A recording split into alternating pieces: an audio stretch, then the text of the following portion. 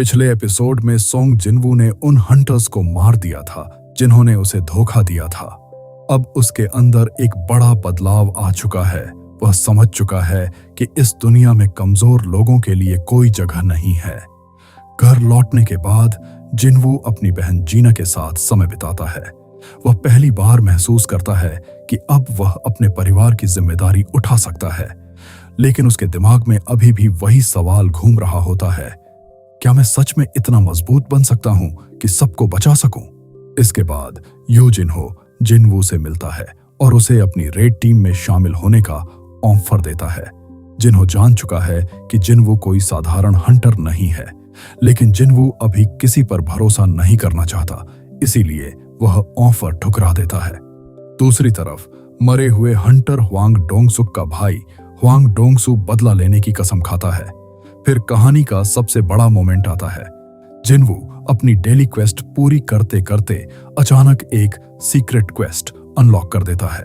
उसे एक रहस्यमयी की मिलती है जो डीमन कास्टल नाम के एस रैंक डंजन का दरवाजा खोलती है। वहीं उसे पता चलता है कि इस कास्टल में एलिक्सर ऑफ लाइफ मौजूद है, ऐसी दवा जो किसी भी बीमारी को ठीक कर सकती है। यही उम्मीद उसकी मां को बचा सकती है। बिना समय गंवाए जिनवू डंजन में प्रवेश करता है।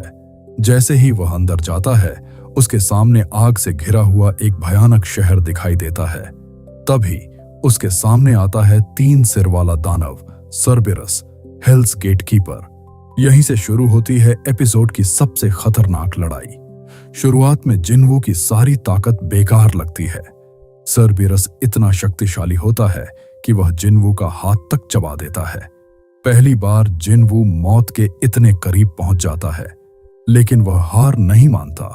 वह अपनी स्किल्स, पोटियंस और स्ट्रेटजी का इस्तेमाल करता है।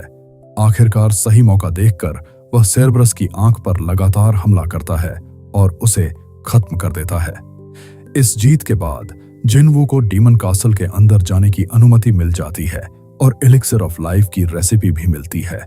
अब उसका लक्ष्य साफ है। अपनी मां को बचाने के लिए उसे और भी ज्यादा मजबूत बनना होगा। यह एपिसोड दिखाता है कि जिनवू अब सिर्फ सर्वाइवल के लिए नहीं लड़ रहा, बल्कि अपने परिवार को बचाने के लिए एक मॉन्स्टर बनता जा रहा है।